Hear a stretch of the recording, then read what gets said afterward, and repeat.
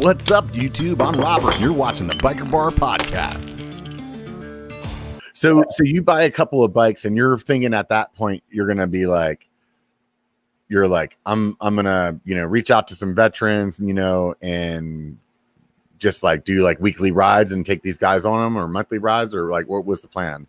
Yep. So that was the plan. Buy a couple bikes, try to get some sort of social media presence out there and let people know that we exist. There's some great mountain bike groups here in San Antonio. You guys have a pretty good community down there from what I know. Yeah. So I got plugged in there and just, very slowly started telling people what we were about. And I don't know, it grew, right? It kind of grew by itself. I've done a ton of legwork and I've spent hours and hours and hours of time, but the growth is pretty awesome to see. Yeah. So now we're at the point where a couple times a year we're taking larger trips, right? So 2 weeks ago we spent the weekend in Bentonville. Oh, sweet. How many people did you have out there? We had 20. Sweet. Yeah. That's super cool.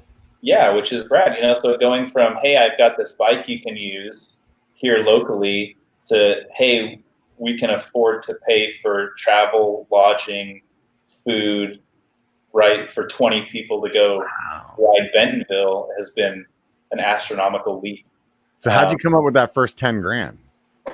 Yeah, so the first 10 grand, I guess, came from what you'd call angel investors in a normal type business. My first plan, or my first, how will you say this, fundraiser or seed money came from people on LinkedIn.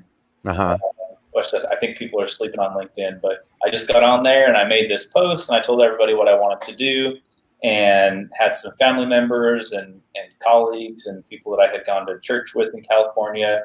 They contributed to a GoFundMe we had started. We raised like $1,500 that way. And then, I don't know where that first 10 grand came from, just fundraisers. And just came along. And then we started printing t-shirts, and then that would help with some other stuff. And then we did mud guards, and,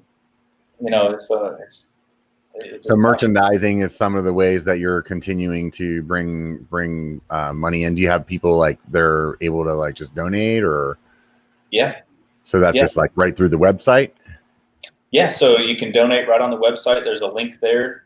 PayPal, Venmo. We've done some raffles. We raffled a bike off last year. The company I work for has a very generous 1-to-1 match. So anybody at work that donates, they'll match up to $1,000 per employee.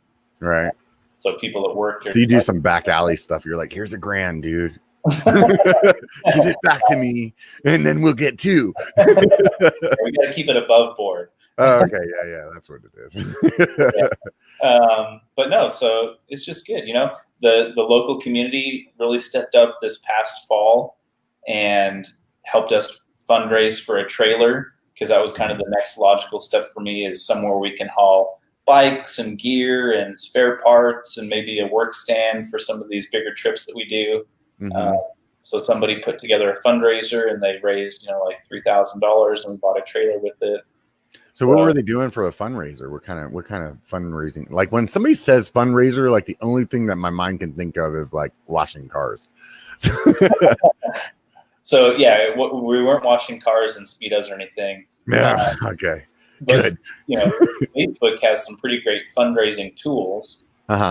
If you are a registered 501c3, you can just, get on Facebook and say, create fundraiser, choose the organization you want it to go to, and then people just donate. So sometimes, people will do it for their birthday. Be like, hey, instead of buying me a birthday present, just we would have spent, send to this program.